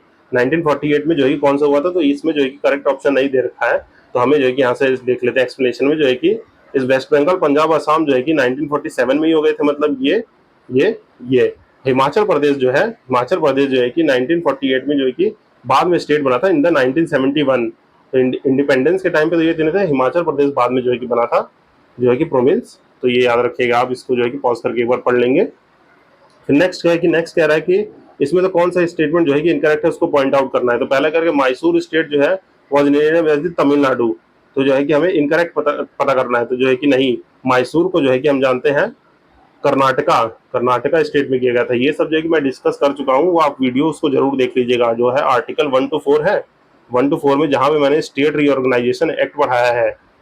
या तो जो है कि स्टेट रीऑर्गेनाइजेशन एक्ट वाला जो है कि अलग से वीडियो उसको देख लेंगे, तो जो है कि आपको ये सारी चीज़ें मैंने वहाँ पे बताई है कि रीनेम स्टेट कैसे होता है ना, और वहाँ पे रीनेम स्टेट में जो है कि क्या क्या रीनेम किया था, वहाँ चार्ट लगा रखा है, चार्ट में जो है कि वो सारी चीज़ें इंक्लूड है, तो आप वहाँ से देख सकते हैं। फिर नेक्स्ट कह रहा है कि commission for reorganisation of the state on the basis of the language कौन से ईयर में था, तो 1956 में था। पर यहाँ पे जो है कि इसको जो है कि हमने हम जो कि सॉरी इसमें जो है कि पूछा गया है कि commission for reorganisation on the basis of language establish in the year, तो ऐसा कोई कमीशन नहीं था। मीन्स ये कि स्टेट रीऑर्गेनाइजेशन एक्ट हमारा 1956 में था, जो है कमीशन फॉर लैंग्वेज बेसिस पे नहीं था। मीन्स यहाँ पे जो है कि 1956 में जो है कि वो किया गया था, तो उसको जो है कि याद रखना है। 1953 में ही जो है कि हमारा जो ये रिपोर्ट आ गई थी फजल अली कमीशन की, तो उसमें जो है कि इस बेसिस को बनाया गया था। पर जो है कि लेटर ऑन देखा गया कि तेलंगाना जब पहली बार लैंग्वेज बेसिस पे फॉर्म हुआ, तो उससे जो है कि ये जो है कि SCRA एक्ट की जरूरत पड़ी थी हमें, तो ये हम देख लेंगे। फिर कह रहा है कि next question, which of the following were the states reorganisation commission by the government in the 1953, इसमें से कौन कौन लोग जो है कि मेंबर थे, तो जो है कि जस्टिस फजल अली, KM पय्यंकर, और जो है कि ये हरदीनाथ कुंजरू, ये जो तीनों लोग थे जो उस कमीशन के मेंबर थे। सर तेज बहादुर सप्रू जो है कि नहीं मेंबर थे, तो ये आप यहाँ से जो है कि पॉज करके पढ़ सकते हैं कौन कौन मेंबर थे। और जो है कि ये इसमें जो है कि और कुछ तो है नहीं, जो 4 फुल डिवीजन था ये सब ऊपर डिस्कस कर चुके हैं, उसको जो है खत्म करके 7वें कॉन्स्टिट्यूशन अमेंडमेंट एक्ट से पार्ट ABC को अबॉलिश करके 14 स्टेट और 6 यूनियन टेरिटरी बना दिया था इसने। फिर जो है कि ये कह रहा है कि who among the not the member, इसमें से मेंबर कौन नहीं है, तो हम जानते हैं ये मेंबर नहीं है, क्योंकि ये जो JPB कमेटी के मेंबर थे, और बाकी लोग जो है कि हम ऊपर से पढ़ के आ रहे हैं अभी। फिर नेक्स्ट देखते हैं, नेक्स्ट कह रहा है कि after the independence in which year Indian state reorganise on the linguistic basis, कौन से ईयर में हुआ लिंग्विस्टिक बेसिस पे ऑर्गेनाइज किया गया था, 1956 में। क्योंकि इसके बाद जो है कि हमने देखा था 1953 में जो हमारी फजल अली कमीशन थी, उसने कहा था कि ठीक है लैंग्वेज को एक्सेप्ट कर लेंगे, पर वन नेशन वन लैंग्वेज और नेशन थ्योरी को रिजेक्ट करते हुए हमने 1956 को अडॉप्ट किया, और जो है कि यहाँ पे आंध्र प्रदेश जो है कि इस अलग करके जो है कि स्टेट बनाया गया लिंग्विस्टिक बेसिस पे। नेक्स्ट देखते हैं, नेक्स्ट जो है कि स्टेट रिऑर्गेनाइजेशन कौन से एक्ट पे बेसिस 1956 पे फर्स्ट एवर जो है कि कौन से स्टेट फॉर्म हुआ था 1956। ये जो है कि इसके बारे में भी मैंने उसमें वीडियो में बात कर रखा है, जहाँ पे जो हमारे पोट्टी जी थे, सिरेमल्लू जी, पोट्टी सिरेमल्लू जी, जिन्होंने जो बहुत ही एक्टिविस्ट थे वहाँ पे तेलंगाना के फॉर्मेशन में उनका हाथ रहा है, तो वहाँ पे आंध्र प्रदेश से तेलंगाना कैसे अलग हुआ था 2000 में, तो जो है कि उसको देख लीजिएगा, जो है कि आप उसको देख सकते हैं वहाँ से। तो नेक्स्ट देखते हैं, नेक्स्ट बात कर रहा है विच of the following is the first Indian state formation on the language basis, तो ये जो है कि आंध्र प्रदेश है। फिर आंध्र प्रदेश कौन से ईयर में, तो जो है कि फर्स्ट जो है कि 1953 में जो है कि आंध्र प्रदेश को पहला स्टेट फॉर्म किया गया था। फिर नेक्स्ट क्वेश्चन बात कर रहा है कि इसको जो है कि हमें देखना है, स्टेटमेंट 1 और 2 की बात की गई है, 3 की, इसमें से कौन कौन सी स्टेटमेंट ट्रू है। तो पहली स्टेटमेंट कह रहा है कि जस्टिस फजल अली, KM पनिकार, और ये जो है कि इसके मेंबर थे फजल अली कमीशन, जो रीऑर्गेनाइजेशन कमीशन फॉर्म की गई थी, तो ये स्टेटमेंट सही है। फिर कमीशन ने सपोर्ट किया था splitting of the Punjab and Bombay, तो जो है कि ये ऐसी कोई बात नहीं की गई थी इस रिपोर्ट में, तो ये स्टेटमेंट गलत हो जाएगा। फिर जो है कि 1956 एक्ट से 14 स्टेट और 6 सेंट्रल यूनियन टेरिटरीज बना दी गई थी, तो ये स्टेटमेंट सही है, और यहाँ पे जो है कि एक्सप्लेनेशन आप पढ़ सकते हैं, जो कि ऊपर से डिस्कस करते हुए आ रहे हैं। फिर नेक्स्ट जो है कि किस ईयर में जो है कह रहा है कि ये रिकमेंडेशन मेंशन की गई थी 1956 में। फिर capital of which of the following not renamed after the attempt of the freedom, तो किसकी कैपिटल रीनेम नहीं की गई थी, तो उसकी यहाँ पे जो लिस्ट लगी है आप उसको पढ़ लीजिएगा, तो यहाँ से आपको क्लियरिटी मिल जाएगी। जैसे तमिलनाडु की मद्रास थी, तो मद्रास की जो है कि नाम चेंज करके चेन्नई कर दिया गया। वेस्ट बंगाल की कलकत्ता थी, कलकत्ता को कोलकाता कर दिया गया। बॉम्बे का नाम जो है कि बॉम्बे कर दिया गया। पौंडीचेरी का पुडुचेरी, बेंगलुरु का बेंगलोर, जो है कि ऐसे जो है कि बेंगलोर का बेंगलुरु कर दिया गया। ये सब नाम चेंज हुए हैं, तो आप यहाँ से ये देख सकते हैं। फिर नेक्स्ट क्वेश्चन बात कर रहा है कि इसमें से कौन सा जो है कि after the Nagpur session question जो है Nagpur session of the Congress provincial committee were constituting of the linguist basis, ऐसा जो है कि हमें कहीं देखने को मिला है। यस, जो है कि नागपुर सेशन में जो है कि ये बात रखी गई थी बिफोर द इंडिपेंडेंस, जो है कि हमारे 1947 में जो हमारा इंडिपेंडेंस स्ट्रगल चल रहा था, तो 1920 के नागपुर सेशन में ये प्रोविंशियल कमेटी थी उसको फॉर्म किया गया था। और जब इंडिपेंडेंस हुआ था इंटीग्रेशन के वक्त, तो जो है कि प्रोविंशियल कमेटी के हेड कौन थे, तो जो है कि अपने सरदार वल्लभ भाई पटेल। फिर जो है कि नेक्स्ट क्या है, 1948 में कांग्रेस ने रिजेक्ट किया था formation of the remand on the linguistic basis, बिल्कुल सही है, क्योंकि जो है कि पहली कमीशन जो बनी थी, कौन सी कमीशन थी, SK धर कमेटी, एंड देन जो है कि JPP कमेटी, इन दोनों लोगों ने लैंग्वेज की बेसिस को मना किया था, तो यहाँ पे ये आंसर सही हो जाएगा। तो यहाँ पे आप जो है कि इसका एक्सप्लेनेशन देख सकते हैं। तो इसी के साथ आगे बढ़ते हैं। अब सिटीजनशिप के हम क्वेश्चन देख लेंगे, इसके कॉन्सेप्ट के बारे में जो है कि उसी क्वेश्चन के साथ ही हम देख लेंगे कि कैसे कैसे जो है कि जैसा हम बेसिक बेसिक इन्फॉर्मेशन तो हम जानते हैं कि हमारे कॉन्स्टिट्यूशन में आर्टिकल 5 to 11, यहाँ पे हम बात कर लेते हैं, थोड़ी बेसिक बात कर लेते हैं। आर्टिकल 5 to 11 जो है कि बात करता है हमारे सिटीजनशिप की, जो है कि हमारे सिटीजनशिप की। और इंडिया में क्या फॉलो किया जाता है, इंडिया में फॉलो किया जाता है सिंगल सिटीजनशिप का कॉन्सेप्ट, सिंगल सिटीजनशिप का कॉन्सेप्ट फॉलो किया जाता है, जो कि ब्रिटिश कॉन्स्टिट्यूशन ब्रिटेन से लिया गया है, ब्रिटिश कॉन्स्टिट्यूशन से इसको ड्राइव किया गया है। जो है कि आप ये याद रखेंगे पहली इन्फॉर्मेशन। अब इसमें से जो है कि 5, 6, 7, 8 ये जो आर्टिकल है ये बात करता है सिटीजनशिप देने की, मीन्स ये बात करेगा सिटीजनशिप देने की, सिटीजनशिप दी जाएगी, मीन्स गिवन सिटीजनशिप दी जाएगी। कितनी तरीके से, 5 तरीके से दी जाती है। बाय बर्थ दी जाती है, ठीक, by birth, by descent, by जो है कि नेचुरलाइजेशन, बाय रजिस्ट्रेशन और by incorporation of the territory. By incorporation of territory मतलब कोई टेरिटरी हम जो है कि वो कर लेंगे, अपने इनकॉर्पोरेट कर लेंगे। तो वो 9th आर्टिकल बात करता है, जो बात करता है लॉस ऑफ सिटीजनशिप की, लॉस ऑफ सिटीजनशिप मतलब सिटीजनशिप खोने की बात करता है। और जो है कि 10वां और 11वां आर्टिकल बात करता है जो है कि पार्लियामेंट पावर बात करता है, पार्लियामेंट के पास कुछ पावर है, पार्लियामेंट के पास पावर है जो कि सिटीजनशिप पे लॉ बना सकती है। जैसे इसी आर्टिकल 11 के अंदर ही जो है कि हमारा कॉन्स्टिट्यूशन जो सिटीजनशिप अमेंडमेंट एक्ट है, सिटीजनशिप एक्ट जो है कि 1955 का है, उसको बार बार अमेंड करके जो है कि लेटेस्ट अमेंडमेंट जो है कि 2019 में देखने को मिला था। वो सब जो है कि इन्हीं आर्टिकल के अंदर होते हैं, जो हमारे कॉन्स्टिट्यूशन के पार्ट 2 जो है कि मेंशन है आर्टिकल 5 to 11। तो हम इसको जो है कि बेसिकली देखेंगे और जो है कि आप इस पर बात करेंगे। क्वेश्चन के वक्त ही कोई थ्योरी आई तो मैं वही समझा दूंगा। तो आइए पहला क्वेश्चन देखते हैं हम लोग। पहला क्वेश्चन बात कर रहा है कि कौन से पार्ट में हमारे इंडिया के जो है कि कॉन्स्टिट्यूशन में मेंशन है सिटीजनशिप से रिलेटेड प्रोविजन। तो पार्ट 2 है जो कि आर्टिकल 5 से 11 के में बात करता है, ठीक, जो है कि और कुछ तो इसमें जो है कि जानने की बात है नहीं। फिर जो है कि नेक्स्ट जो है कि बात करता है constitution contain provision of the citizenship in the part 2 of the constitution, part 2 में बात करता है। फिर कहाँ से कहाँ तक मेंशन है, तो जो 5 से 11 आर्टिकल में मेंशन है। फिर जो है कि कह रहा है कि कौन सी सिटीजनशिप को फॉलो करता है, तो हम लोग जो है कि सिंगल सिटीजनशिप को फॉलो करते हैं। डुअल सिटीजनशिप का एग्जांपल ले तो आप यूएसए का एग्जांपल ले सकते हैं। यूएसए जो है कि एक फेडरेशन ऑफ स्टेट है, तो वहाँ पे जो है कि आपको जो है कि यूएस की यूनाइटेड स्टेट की तो सिटीजनशिप लेनी पड़ेगी। तो जैसे आप जो है कि किसी वहाँ के स्टेट जो है कि स्टेट्स में रह रहे हैं, तो आपको वहाँ पे स्टेट की भी सिटीजनशिप लेनी होगी और यूनाइटेड स्टेट की भी सिटीजनशिप लेनी पड़ेगी। तो ये जो है कि डुअल सिटीजनशिप का कॉन्सेप्ट है। इंडिया में क्या है, सिंगल सिटीजनशिप मतलब जो है कि खाली हमारे प्यारे भारत में रहने के लिए आपको जो है कि एक जो है कि भारत की सिटीजनशिप को चाहिए। बाकी आप उत्तर प्रदेश में रह रहे हैं कि गुजरात में रह रहे हैं कि महाराष्ट्र में रह रहे हैं, चाहे असम में रह रहे हैं या अरुणाचल प्रदेश में, जम्मू कश्मीर में, तो वहाँ की कोई सिटीजनशिप नहीं है। वहाँ पे क्या है, वहाँ पे आपको डोमिसाइल दिया जाएगा, डोमिसाइल सर्टिफिकेट, जिसे जो है कि निवास प्रमाण पत्र बोलते हैं। तो वो चीज़ है, यहाँ पे सिंगल सिटीजनशिप लगती है। और ये याद रखिएगा, domicile is not the certification of the citizenship. तो ये बात आपको याद रखनी है, ठीक। जो है कि नेक्स्ट क्वेश्चन बात क्या कर रहा है, नेक्स्ट क्वेश्चन कह रहा है कि कौन सा फीचर है जो है कि इसमें से करेक्ट है। तो हमारे यहाँ पे single citizenship of India in whole India है, बाकी ये सब जो है कि गलत है। फिर जो है कि India citizenship can not B obtain bye, कैसे नहीं की जा सकती है, जैसे बाय बर्थ की जा सकती है, नेचुरलाइजेशन की जा सकती है ना, abortion of absorption of any part, जिसको इनकॉर्पोरेशन ऑफ टेरिटरी कह लीजिए, इनकॉर्पोरेशन ऑफ टेरिटरी, है ना, ये तीनों तरीके से की जा सकती है। डी कह रहा है कि deposition in money in the Indian bank, Indian bank में पैसा दे दिया तो नहीं किया जा सकता है। जैसे मान लीजिए कोई बाहर जो है रिमिटेंस भेज दे, रिमिटेंस भेज रहा है इंडियन, जैसे मान लीजिए कोई बाहर कमा रहा है वो रिमिटेंस भेज रहा है या कोई गिफ्ट भेज रहा है किसी को, वो इंडियन बैंक के अकाउंट में पैसे आ रहा है, तो उससे कोई मतलब नहीं है, ऐसी सिटीजनशिप देने का कोई प्रोविजन नहीं है। बाय बर्थ का मतलब होता है कि मतलब आप जो है कि कुछ सर्टेन डेट डिसाइड की गई है, तो उस डेट के बीच में अगर आप बर्थ ले रहे हैं और आपके एनी ऑफ द पेरेंट जो है कि इंडियन है, तो आपको बाय बर्थ जो है कि सिटीजनशिप दे दी जाती है। और नेचुरलाइजेशन का मतलब है आप जो है कि रिसाइड करेंगे। पहले ये प्रोविजन कुछ 14 ईयर्स का था, जिसमें 7 ईयर इमीडिएटली एप्लीकेशन पे जो है कि किया जाता था, आपको रिसाइड करना पड़ता था। पर जो है कि हमारे कॉन्स्टिट्यूशन के अमेंडमेंट एक्ट जो है कि 2019 का जो सिटीजनशिप अमेंडमेंट एक्ट आया था, उसने जो है कि इसको चेंज करके कितना कर दिया था, 5 ईयर्स पे रिड्यूस करके ले आए थे, जो पीआईओ और ओसीआईओ का जो होता है ओवरसीज सिटीजन ऑफ इंडिया, तो जो है कि नेचुरलाइजेशन के ईयर को भी चेंज कर दिया था इसने। तो ये याद कर सकते हैं।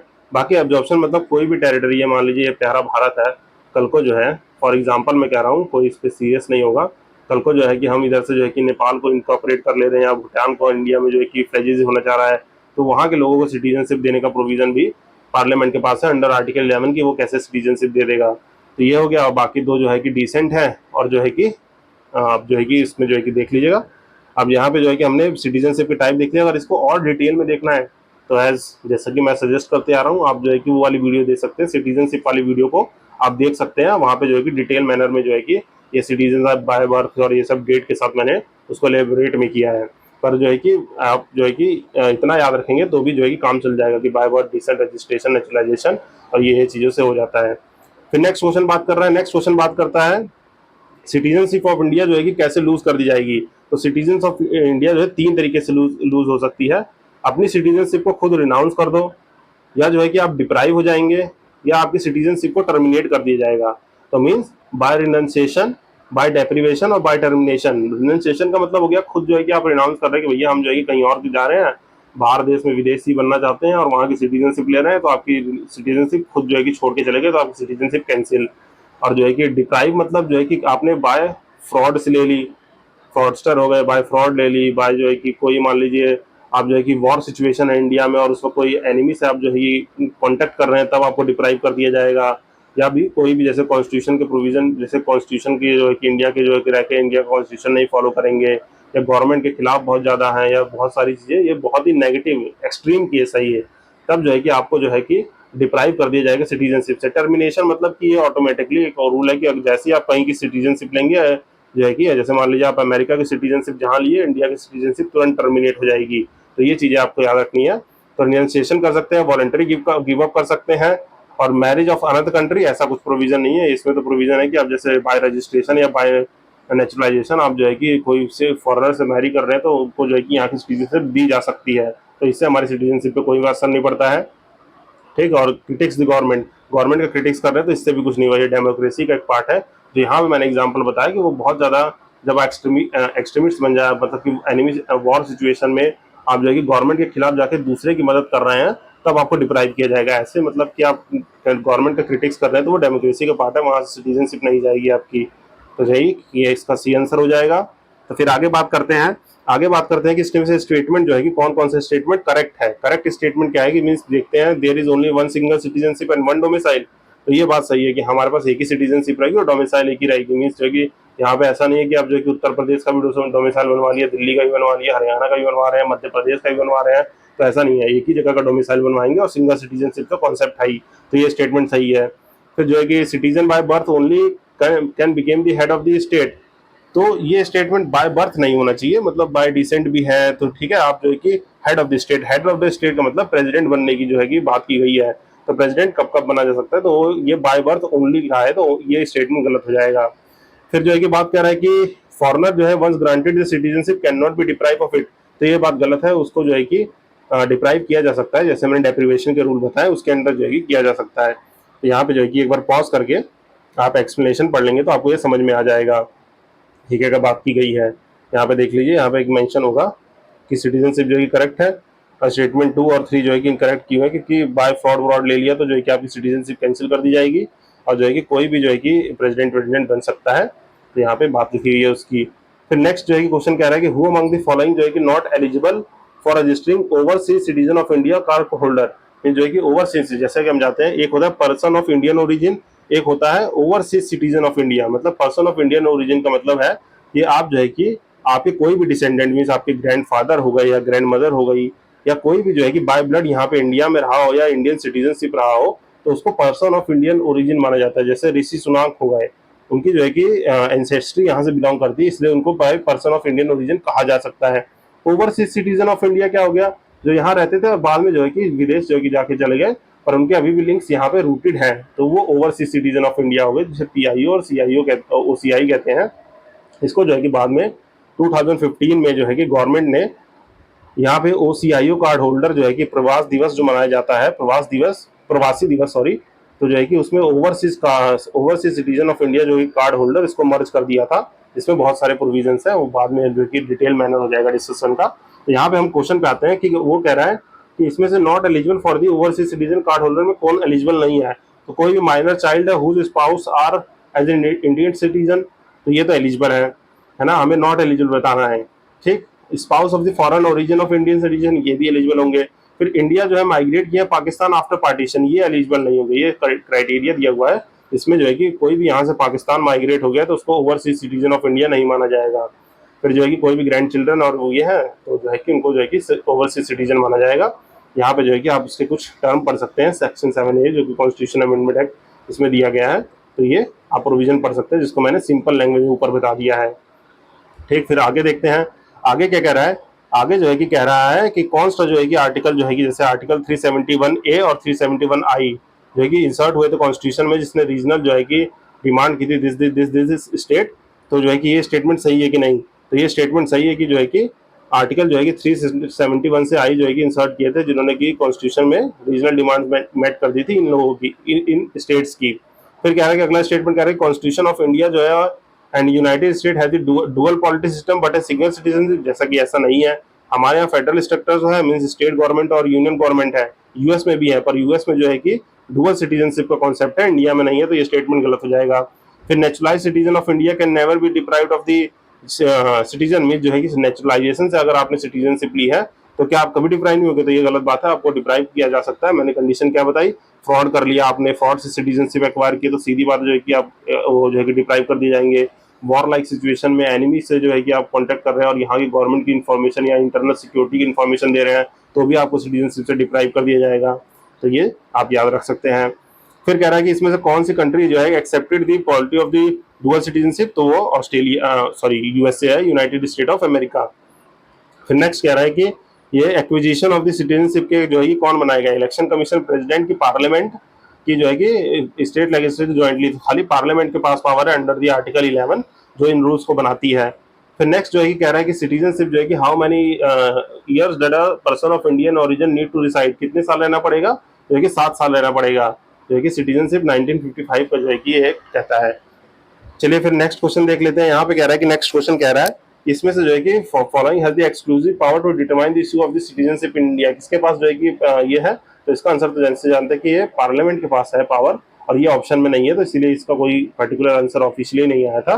ये पार्लियामेंट के पास है, court, Lok Sabha, state government, central government नहीं, यहाँ क्या होना चाहिए था, यहाँ पे होना चाहिए पार्लियामेंट, वो जो है कि डिसाइड करेगी, और प्रेसिडेंट जी के पास भी नहीं है।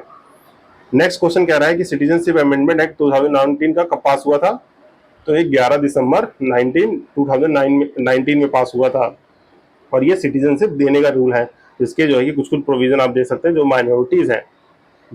माइनॉरिटीज हैं इन दी नेबरिंग नेशंस अपने, जैसे पाकिस्तान हो गया, पाकिस्तान, अफगानिस्तान या बांग्लादेश यहाँ पे जो माइनॉरिटीज हिंदू हैं, माइनॉरिटीज हिंदूज का मतलब हो गया जो हो गए सिख्स हो गए, पारसी हो गए, या बुद्धिस्ट हो गए, जैन हो गए, है ना, और कोई जो है कि माइनॉरिटी SC ST माइनॉरिटी हो गए, तो उनको यहाँ से अगर वो इंडिया में आ रहे हैं तो इस 2019 अमेंडमेंट एक्ट में उनके खिलाफ जो है कि अगर कोई लीगल प्रोसीडिंग है या कोई सिटीजनशिप में जो है कि इशू आ रहे हैं तो उसके रिलेटिव प्रोविजन थे, और उनको सिटीजनशिप इशू करने का प्रोविजन इस जो है कि अमेंडमेंट एक्ट ने हमारे दिया था। जो है कि कॉन्स्टिट्यूशन अमेंडमेंट बिल एक्ट जो है कि 2019 ने ये काम किया था जो इन लोगों को सिटीजनशिप दे देगा। तो ये एक्सप्लेनेशन पढ़ सकते हैं, ये जो है कि वही हो गया, किस दिन पास हुआ था, 11 दिसंबर को। फिर इसका पर्पस क्या था, इसका पर्पस था grant citizenship to the minorities of this nation, Afghanistan, Bangladesh और पाकिस्तान को। तो इसी के साथ हमने बहुत ब्रीफली जो है कि कवर कर लिया है अपने सिटीजनशिप वाले चैप्टर को भी, इससे रिलेटेड क्वेश्चन।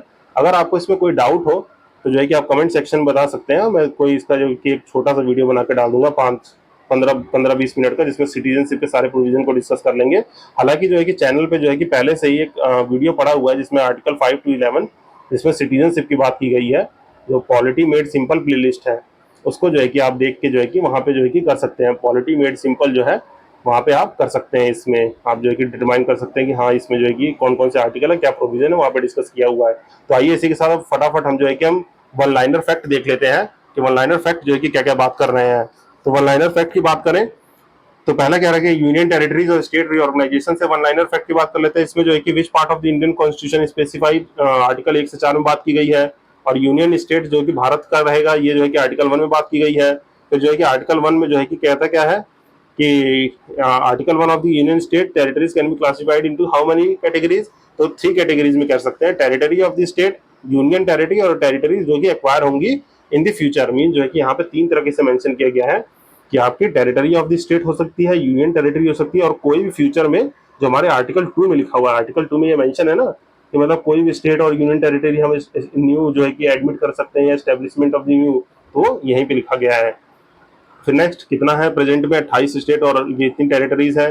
कॉन्स्टिट्यूशन का नेम जो है कि यूनियन इंडिया का नेम कहाँ डील किया जाता है, आर्टिकल 1 में किया जाता है। फिर आर्टिकल 3 के पास पावर है कि वो अल्टरेशन बाउंड्री ये सब चेंज कर सकता है।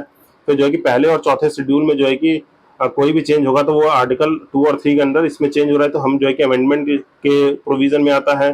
तो जो है कि यहाँ पे देख सकते हैं कौन सा बेस्ड अमेंडमेंट है, आर्टिकल थ्रू जो फर्स्ट और फोर्थ शेड्यूल को चेंज करेगा। फिर यहाँ पे प्रोविंसेस और admission of the new state से है। तो जो है कि प्रिंसली स्टेट को कंबाइन करने के लिए सरदार वल्लभ भाई पटेल जी ने जो है कि बहुत मेजर रोल प्ले किया था, इसीलिए इनको आयरन मैन ऑफ इंडिया भी कहते हैं। इन्होंने जो है कि पूरे जो है कि जितने भी हमारे 552 प्रिंसली स्टेट थे उनको जो है कि कंबाइन कर दिया था। फिर जो है कि यहाँ पे देखिए किस टाइम पे princely state merge in India, तो 1947 में मर्ज कर दिए गए थे।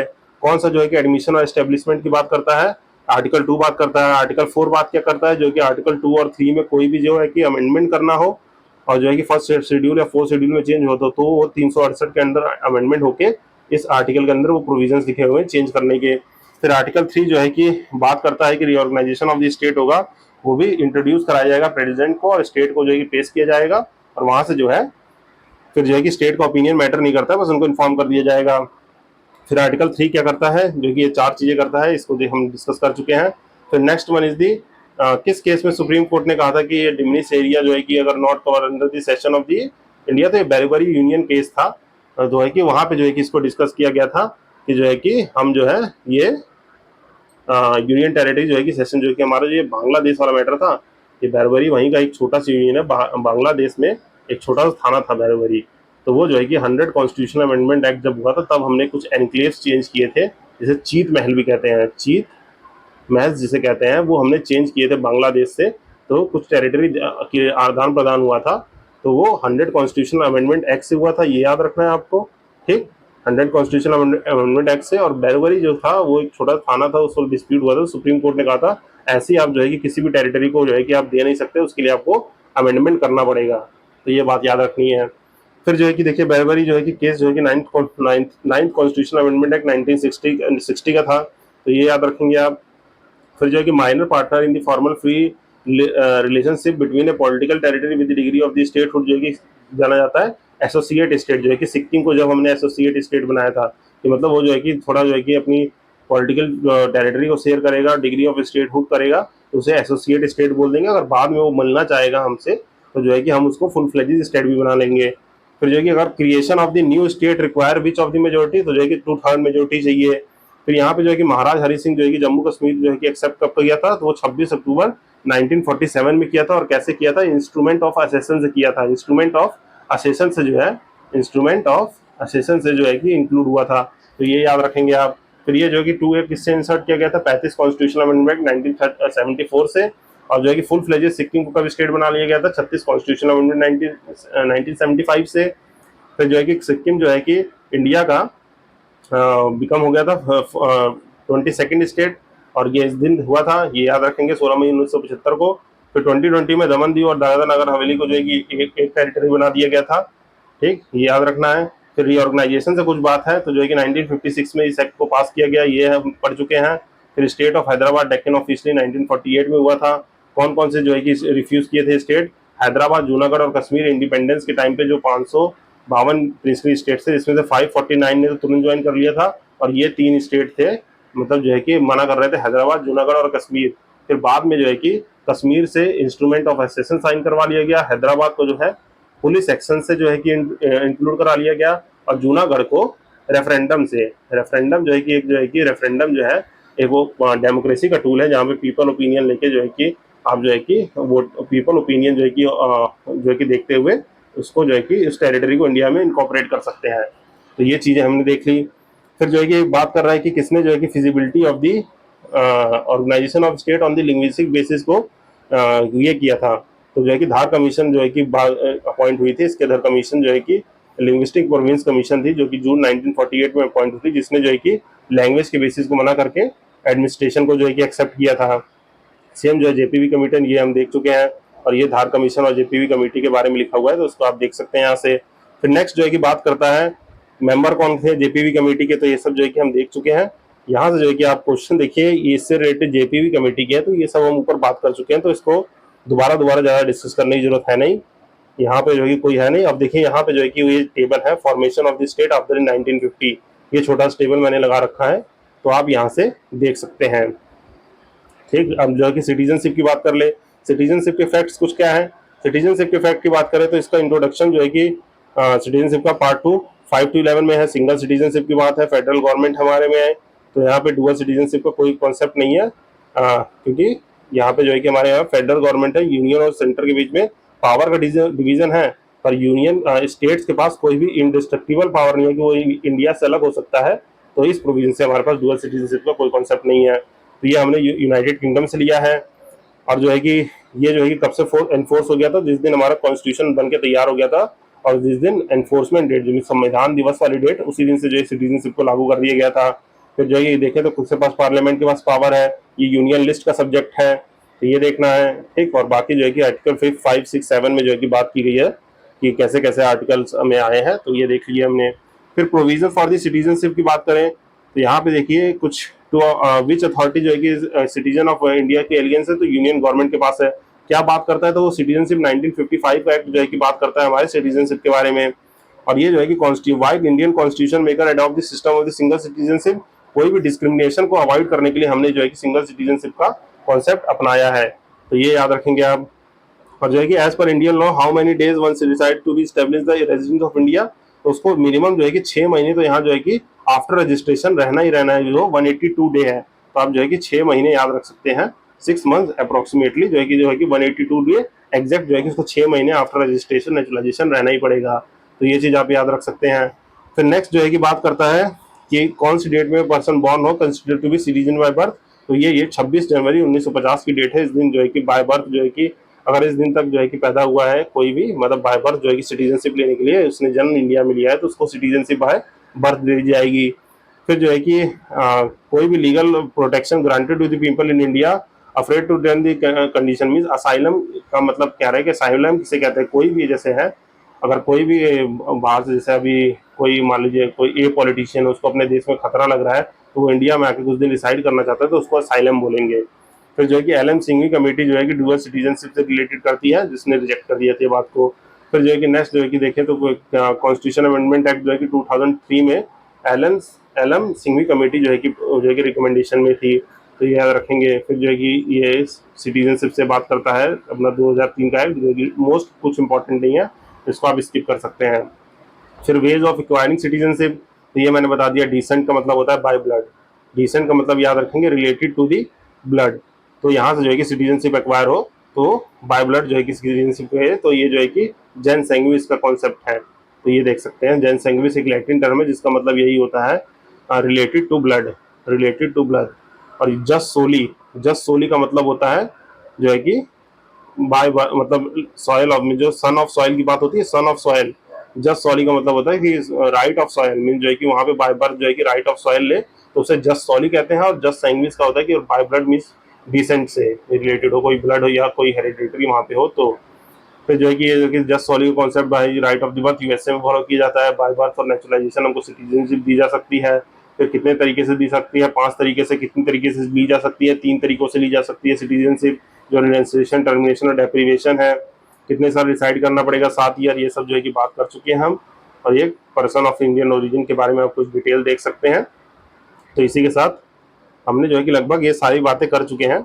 आप जो है कि इसको एक बार रीड आउट कर सकते हैं, जिससे जो है ये सब रिलेटेड है। जैसे फॉर्म 6 जो है कि किससे बात करता है, फॉर्म 6 से जो है कि बात करता है अब्रोड कोई रह रहा है तो उसको जो है कि वोटर लिस्ट में नाम लाना है, तो वो फॉर्म 6 से रिलेटेड है। और बाकी ये कुछ डेट दी हुई हैं वीज़ाज। और महात्मा गांधी के उस पर ही जो है कि हमारा प्रवासी दिवस मनाया जाता है सॉरी, महात्मा गांधी की जो है कि रिटर्न ऑफ, उसको return to the India celebrate करने के लिए प्रवासी भारतीय दिवस मनाया जाता है, जो हर साल जो है 26 जनवरी, आई थिंक सॉरी 26 जनवरी नहीं, ये 9 जनवरी को सेलिब्रेट किया जाता है, तो ये याद रखेंगे आप। फिर बाकी अगर इसमें कोई और इम्पोर्टेंट डिटेल है तो ये सिटीजनशिप अमेंडमेंट एक्ट 2005 और 15 और 19 के बारे में बात कर सकता है। तो कितनी बार अमेंड हुआ है, तो अब तक जो है कि 9 बार। यहाँ पे जो है कि ड्यूअल सिटीजनशिप से बात, ये पाकिस्तान और अफगानिस्तान के लोगों को सिटीजनशिप देने की बात की गई है। ये कुछ और इम्पोर्टेंट फैक्ट्स हैं। और यहाँ पे जो है कि ओवरसीज सिटीजन ऑफ इंडिया और पर्सन ऑफ इंडियन ओरिजिन में डिफरेंस दिया गया है, तो आप इसको जो है कि ब्रीफली देख लेंगे। और इसको जो है कि थोड़ा डिटेल में समझना है तो जो है कि मेरा वो आर्ट सिटीजनशिप वाला वीडियो देख लीजिए, वहाँ से जो है कि मैंने ये डिस्कस कर रखा है, तो वहाँ से आपको क्लियरिटी मिल जाएगी इसमें। तो इसी के साथ हम जो है कि आज के सेशन को एंड करते हैं। आई होप आपको जो है कि सेशन पसंद आया होगा। Thank you for listening to the end. अगर कोई भी चीज़ आपको चाहिए तो मुझे कमेंट सेक्शन में बता सकते हैं अपना ओपिनियन, या कुछ आपको जो है कि अदर चीज़ें पढ़नी है तो जो है कि आप बता सकते हैं कि मैं इसमें कोई इम्प्रूवमेंट करूँ या चेंज लाना हो, या जो है कि आपको जो है कि ये डिस्कशन पसंद आ रहा है तो मैं इसी तरह कंटिन्यू करता हूँ, या अपना ओपिनियन जो है कि फ्रीली आप शेयर कर सकते हैं मुझे कमेंट सेक्शन में।